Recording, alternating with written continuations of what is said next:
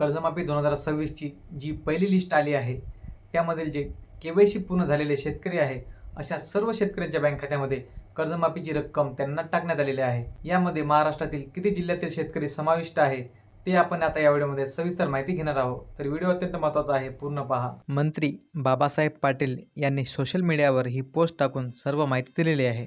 पात्र शेतकऱ्यांच्या कर्ज खात्यात 5,028 कोटी जमा.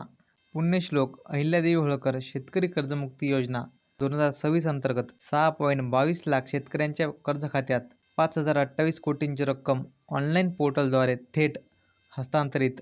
नागपूर विभागातील जे जिल्हे आहे, पहिला जिल्हा आहे भंडारा, दुसरा चंद्रपूर, गडचिरोली, गोंदिया, नागपूर व वर्धा, अशा या सर्व जिल्ह्यांच्या पात्र शेतकऱ्यांच्या बँक खात्यामध्ये कर्जमाफीची जी रक्कम आहे ती त्यांच्या बँक खात्यामध्ये टाकण्यात आलेली आहे. दुसरा विभाग आहे नाशिक. नाशिक विभागातील जे जिल्हे आहे अहिल्यानगर, धुळे, जळगाव, नंदुरबार, नाशिक, असे यापैकी जे जिल्हे आहे, असे हे सर्व जिल्हे, या सर्व जिल्ह्यांच्या शेतकऱ्यांच्या बँक खात्यामध्ये कर्जमाफीची जी रक्कम आहे ती त्यांच्या बँक खात्यामध्ये टाकण्यात आलेली आहे.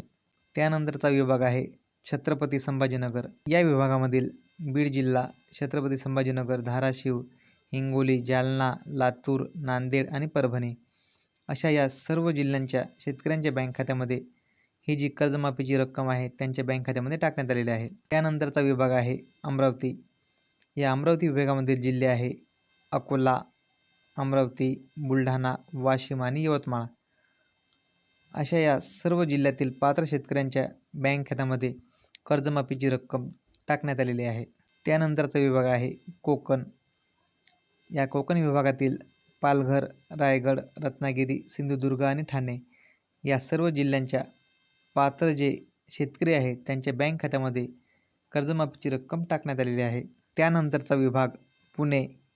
यामधील जे जिल्हे आहे कोल्हापूर, पुणे, सांगली, सातारा आणि सोलापूर, या सर्व जिल्ह्यातील जे पात्र शेतकरी आहे ज्यांनी KYC पूर्ण केलेले आहे, अशा सर्व शेतकऱ्यांच्या बँक खात्यामध्ये कर्जमाफीची रक्कम टाकण्यात आलेली आहे.